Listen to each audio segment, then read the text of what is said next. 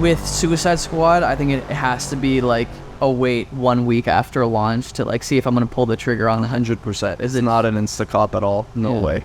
I hope someone's down for the game. Yeah. At least, because I'm scared. At Rocksteady, storytelling and character depth are the core DNA of our game. There's nothing more high stakes than the boss battles we have in this game. Apple Blaze sets people on fire, burns them over time, but you can't shield harvest them.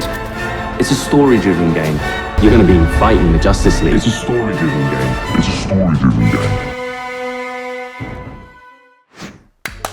game. Guys, welcome back to the Comic Lads. I'm depressed. No, I'm Thomas. I'm Merlin. And today we're finally giving you guys our review for Suicide Squad Kill the Justice League. For all the haters that told us to give this game a chance, We did. we did. Oh yeah. And We're done the game. I know I was happier before I played it. my expectations were so like astronomically like low. Yeah. That like it would have been so easy for them to like subvert them. You know what I mean? And like give me something that really surprised me. But it's like as low as they were, this game It shocked me how bad it was. it's shocked me to my core. We're gonna start off with the story part of the game. And I have one thing to say before we actually get into the analysis of it. Okay. Several months back, Rocksteady was basically like in a PR disaster, trying to put out fires with like everyone associating this game as just a multiplayer live service, whatever. And there was the leaks and stuff too. And the leaks and, you know, the Battle Pass images were leaked and all this. And in all of their marketing since then and promo, it's all been, oh, like this is Rocksteady through and through. Like this is a narrative game first. And the story was the one thing. We were like, surely they'll cook with the story. Surely. It's Rocksteady. Yeah. They made like 3 incredible narrative-based games. And it's so bad. It's so bad.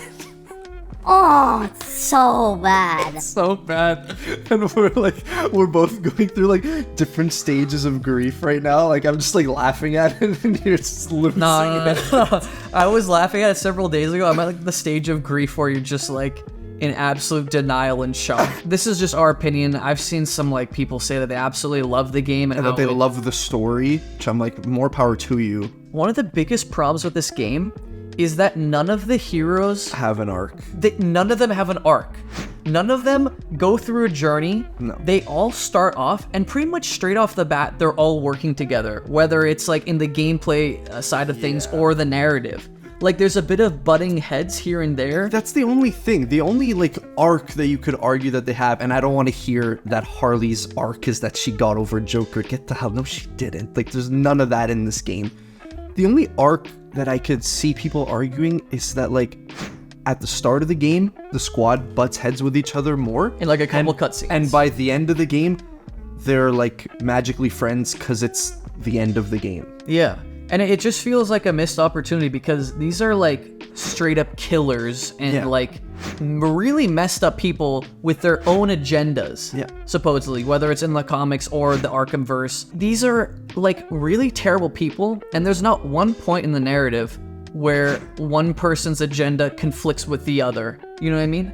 It's like there's no like someone trying to escape the bombs in the neck. There's no butting of the heads. There's no characters clashing and then reconciling by the end. They don't even do anything with Deadshot's daughter. They don't even explain how he's here. How there's a white Deadshot and a black Deadshot. It just feels so lazy. The whole game feels so lazy, dude. You want to talk about lazy, bro? Let's get into the premise of the game. We were killing the Justice League. Bro, they don't even get cutscenes, except for Batman, and it's like 10 seconds of nothing. No, that's... It's so egregious, bro. You shoot Flash, which, great. I shoot Flash to death, thanks. And he just falls. No cutscene. His cutscene. body just like... Yeah, it has like the Arkham, like, you finished a fight music cue. It's like, yeah. And then like... Yeah.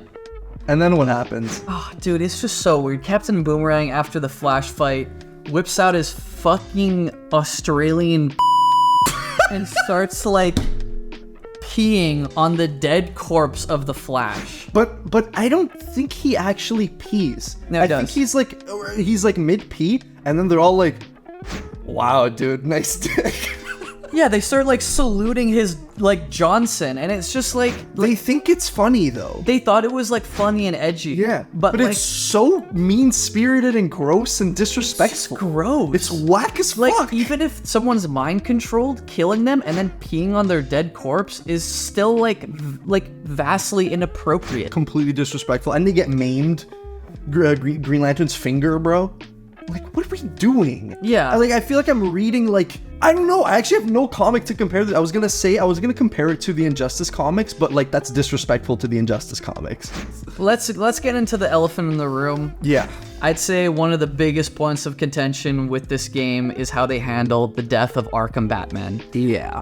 When I saw this, and we covered many leaks to do with Batman supposedly getting shot before this game was out, and we always gave it the benefit of the doubt, being like, look, these can't be trusted. We don't know until the game comes out if this is what's for sure gonna happen. What was going through your head when you saw him get capped? I was in disbelief, bro. Me too. I was like, there's no way. There's no way they're playing this like hype music right as he's about to get domed on a park bench in a Suicide Squad game. Right before he gets capped, Harley like has this whole monologue about like how it's like it's their time now. She's like kind of belittling him for all the good he did before being brainwashed. Yeah. Like, oh, beating on like helpless people and pushing everyone away in your life. And it's like, What are you talking about? you've been shown to be like one of the worst human beings planet in like Earth. all 4 games. You fucking captured and killed and probably tortured dozens, if not hundreds of people. And what's most frustrating about this is that it doesn't feel like Harley's the exact source of belittling Batman in the scene. It's the writing. It is. It's the writers. Yeah. They don't want you to like Batman.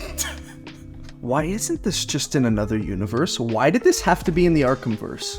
Why did this have to be the end of Arkham Batman's legacy? You wouldn't have all the man babies like us crying that you killed Arkham Batman, a beloved superhero and character from the last like almost 20 years. Like, what was the point of this whole game?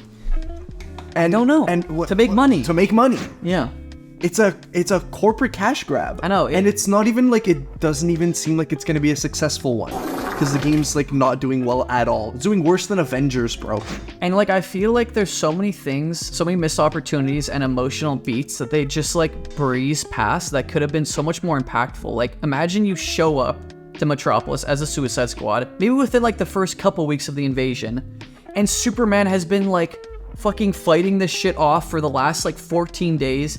He's beaten, he's tired, he's getting overwhelmed by forces, and you're seeing this in the tutorial section as just a little lowly Suicide Squad member making his way or her way through the Metropolis streets, you know? Yeah. And then you see that progression from good Superman to evil Superman.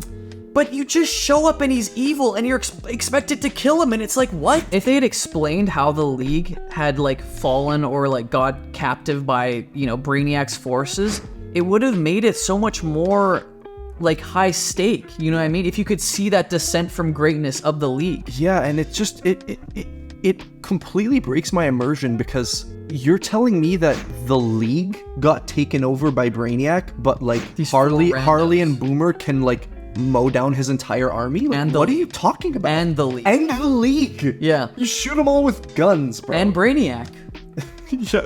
yeah, but Brainiac is Flash. The Flash, yeah. What the fuck I know. are they thinking with that? One of the things I was actually thinking, like, even if I hate everything about this game, surely the boss fights will be cool. They're not. They're awful. They're horrible. They're awful. It's very hard to make two comic book fans like us that take all this shit on the chin go like, that's dumb and that doesn't make sense. Yeah. And they did it with like each fight. I know. What made the Arkham games so successful, and even the Insomniac games so successful, is that you can see that the writers love the lore attached to it. Yes. Like, we had our problems with Marvel Spider-Man. I have so many problems with Spider-Man 2. You know what I mean? I want to go back and play it now. Exactly, but those games, at the very least, even with the ones that we might have a few discrepancies with, Yeah. at the very least, you know that they put their heart and soul into the research and the writing and the passion for the character. Especially with the Arkham games, so many little things that are made for the fans to appreciate. These little Easter eggs, these little riddles, these little environments that attaches to like the decades and decades of Batman lore. And I'm not going to say they get every character wrong, because, like, I can't even say that for the League because they're corrupted. It's like, whatever. But, like, even Brainiac, they get wrong, bro. Like, Brainiac is such a cool villain because he's cold and he's unfeeling and he doesn't care about you or about life, but they just made him like a Zod ripoff or any other like alien overlord ripoff that like wants to build his new planet. Like, that's not Brainiac. No, he's like an MCU like Ultron. Exactly. And it feels scummy too because It's so scummy. They market this game as like a continuation of the Arkhamverse. It's a butchering of the Arkhamverse. And they only did that. They only did that to get people like me, you, and I'm sure a lot of you guys watching that love the Arkham games to buy into it. Be like, oh shit, this is the next chapter in the Arkhamverse. But then they completely betray it. And people have made up this comparison like, oh, it's just like The Last of Us 2 with like spoiler alert, it is not killing off Joel. It is not at all. It's way worse. It's so much worse. It doesn't even Joel doesn't even deserve to be mentioned in the same sentence as what they do in this game. Because at least in the context of those games, I mean, this is another whole nother video time of The Last of Us, but in the context of those games, it makes sense. Seeing that world and how brutal and realistic and how vengeful it is. But this is like... And it's also one guy's creative vision, bro. Yeah. Neil Druckmann created this character, and then he was like, listen, in this game, like, he's gonna die. Yeah. But, like, the Arkham heads are gone. They didn't make this game. It's just new people got the IP and were like, oh yeah, we're gonna dome Batman. Should we address the elephant in the room of, like, okay, you kill Brainiac, but then there's 13 more? And then people are like, dude, don't worry, guys. By, like, episode 13, the real Justice League will come back. And I'm like, I paid $130 for this thing. I know. I paid $130 for 6 hours of me doming my childhood heroes. So many people, whether this game was a success or not, weren't going to continue playing after the main story was done. Yeah. Just like a lot of people don't buy DLC for, you know, DLC story expansions or gameplay expansions for regular narrative-driven games. Yeah, because they want just a one-and-done purchase. Exactly. And so you have to analyze this for what it is at launch, what the game is at its base form, and at its base form, this is what it is.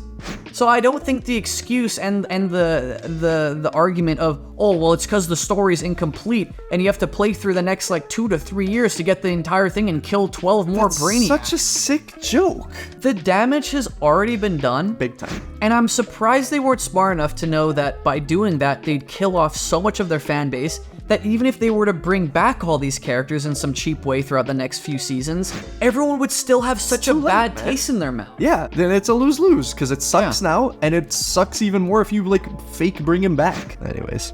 So that's the story part of this video done. Let's get into the actual gameplay, which is what, you know, the game is mostly banking on having you return for. I'm gonna be fair. You're gonna play devil's advocate? I'm not gonna play devil's advocate. I'm just gonna say my honest opinion. Sure. And my honest opinion is that the gameplay can sometimes be fun. Yeah, Deadshot's fun. Deadshot's fun. Captain Boomerang was my main player for the majority of the game. Yeah, I'm more of a Deadshot guy, but Captain Boomerang was cool too. Yeah. Feels very snappy. It feels very intense at times. For some characters. For some characters. I think the problem with that, though, is that there's nothing in between the gameplay experience to break up those sections. No. And so for the Arkham games, you had like the Predator sections, you had the exploration sections, you had the combat sections, you had the detective sections, and in this, it's just combat.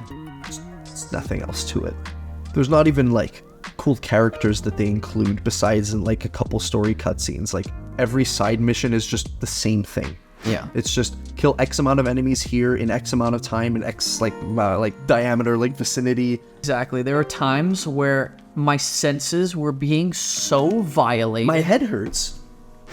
Bright explosions. You got about 60 bullets coming at you from all different directions. We're going to put up some gameplay right now while we're talking so you guys can get a picture of what we're talking about. What the hell is going on here? Bro, like the blue hexagon like pattern that takes up 50% of the screen when your like shield gets hit. Like what are we doing? There's with like that? Bullets flying at you from every direction. I know. There's characters everywhere. The enemy arrow placements don't even work properly. Like you look towards where the arrow is and there's just nothing there. Yeah. I was noticing Or that there's just so many there that like you can't pinpoint which one. It's like, why are you even putting the arrows there?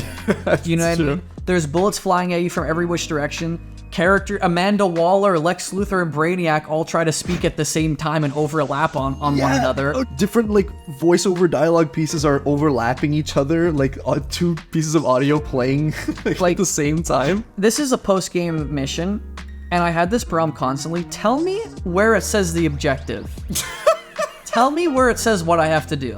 We're gonna have to put a epilepsy warning at the beginning of the video. Tell me right now from what you're seeing, what the hell is going on? I have no idea. No, not a clue. It is such a violation of the senses. It's sometimes it's fun. Sometimes it's nice and snappy, but when you overload us with all this information on screen. Yeah, like doing the like mastery like level 3, bro. One of those missions that I hopped into before.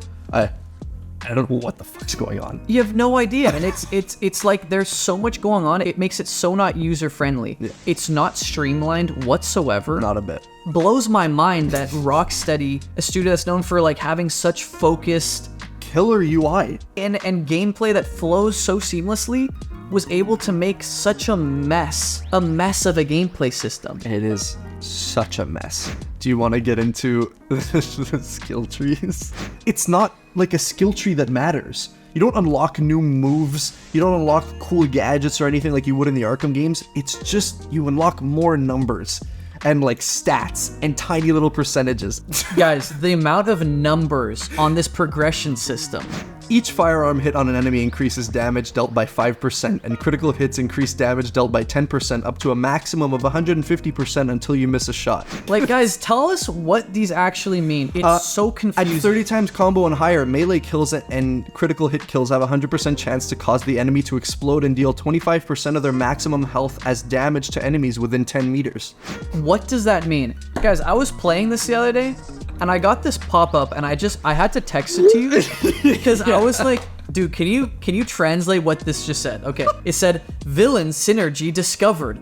The terror behind the mask. Cool. Each non-vehicular enemy you kill builds up terror behind the mask. When terror behind the mask reaches 5 stacks, the next enemy you craze deals 500% more damage while it's alive, and you deal 500% more damage while it's alive. This consumes all 5 stacks of terror behind the mask. And then they just have a random black mask quote from like a random issue. Underneath, it's like, what does any of this mean? It's so not user-friendly. It's just passive skill, like, number increases. I got all the guns I needed by the halfway point. Yeah. Like, any of the other ones after that were either such minute little percentage different in terms of, like, damages or, like, shield harvest or craze or whatever the fuck it is. Yeah, bro. That I didn't change it. So it's like, what's even the point of this system? Why isn't there a skill progression tree or something for, like, Deadshot's wrist cannons where it's, like, ricochet bullets unlocked? And you could shoot like an enemy around the corner, or you could wall, yeah. And like with the gameplay, it's like since you're only doing the shooting, I think you do the same 4 missions over and over and over again in the main campaign. Of course you do. But whatever it is, the crux of it comes down to shoot 400 things. I'm gonna bring up a series of photos right now, guys, from the Arkham games. And straight off the bat, looking at these photos, you know where in the story you go to these places. They're easily recognizable. All these environments made like almost natural check marks for you throughout these games. But this game all takes place on like these generic rooftops that have no personality whatsoever. Are empty. And like, look, there are some cool, like, I'm not gonna completely dookie on the map because like work went into it. It's cool. It can be pretty vertical and intricate and have like different like bridges going between buildings. It's kind of cool. It's so empty. There's nothing to do or see in it besides like a couple billboards. And there's points in the game where like I thought there would be more recognizable landmarks and like missions that take place in like actual metropolis locations. Like there's one point in the game where you end up at the Daily Planet. And I was like, it's nothing. Oh, this is sick. We're gonna have a mission inside the Daily Planet. Imagine like a whole arena where you're like fighting some goons, but you just walk through there for like 5 minutes and then leave and go back to killing like Brainiac goons on top of generic rooftops everywhere. Yep. It's like, it's such a missed opportunity. Yep. So like, are we like scoring this game? Because for me, it's like a 3.